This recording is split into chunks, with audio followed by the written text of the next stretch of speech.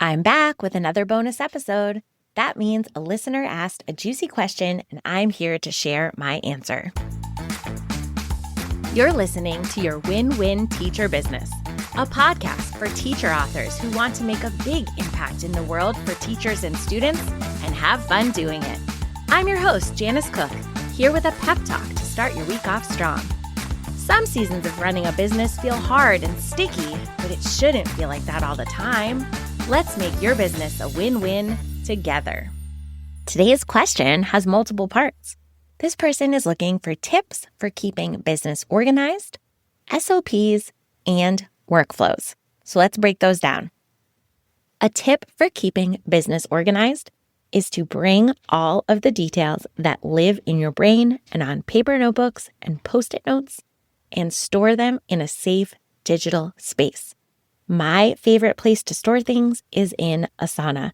And Asana is my free project management tool that serves as the home base for everything. And I absolutely keep things in Google Drive, and I absolutely keep things in my email inbox, and I absolutely keep things in Dubsado that are client related. But all of those places link back to my master hub, which is Asana.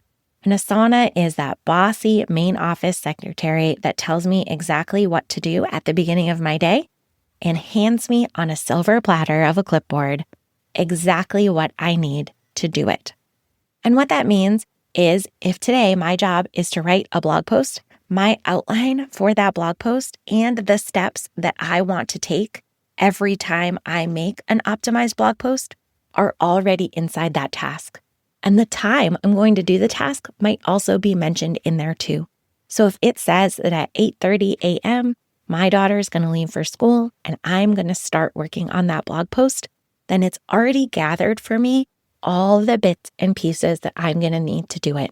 The Canva link to the project where I keep my blog images that are already sized and branded is already in there.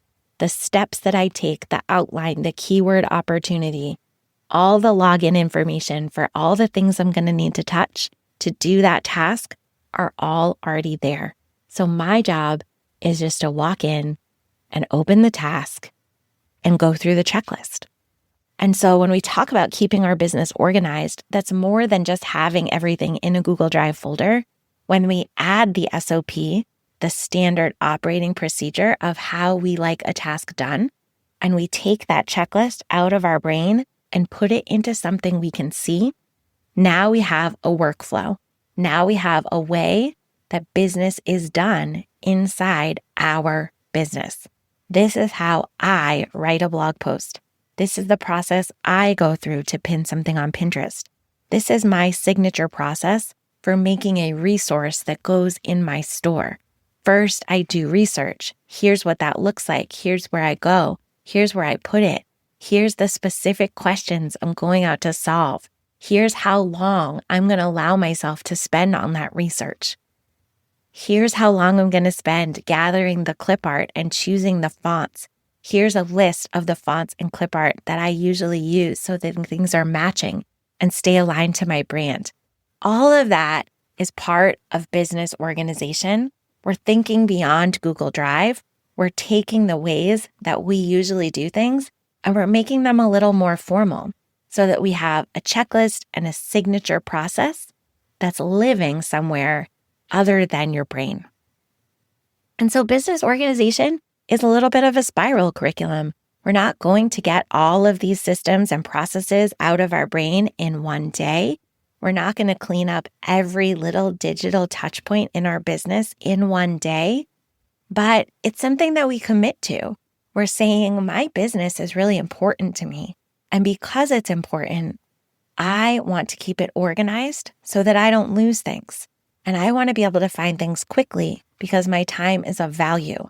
And I don't want to spend time explaining things to people over and over again when I could be writing down the process once in a way that's digital and shareable. And I don't want to have to recreate a template because I can't find the file I used last time. And I don't want to lose a great idea I found in a past research session because I didn't bank it in a safe space. So digital organization isn't about winning a prize or a ribbon. It's about honoring the business that we've built and thinking about it in a way where we really want it to reach its potential long term.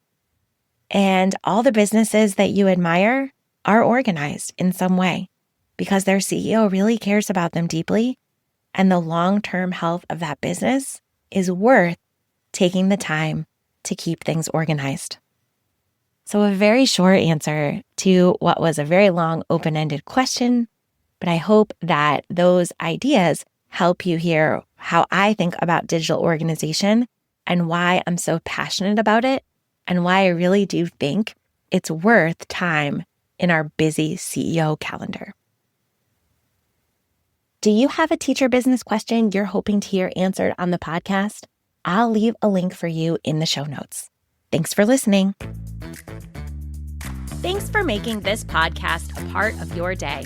I'd love to help you find clarity with your next step in business.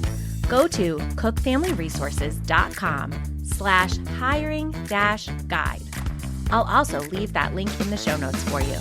This guide is packed with good news for those days when you feel like you can't possibly do it all. It might be time for you to invest in paid support, but the truth is there are a lot of free steps to explore first. After you dive into that guide, I'll be in your inbox every Monday morning with more actionable tips to help you enjoy running your business again.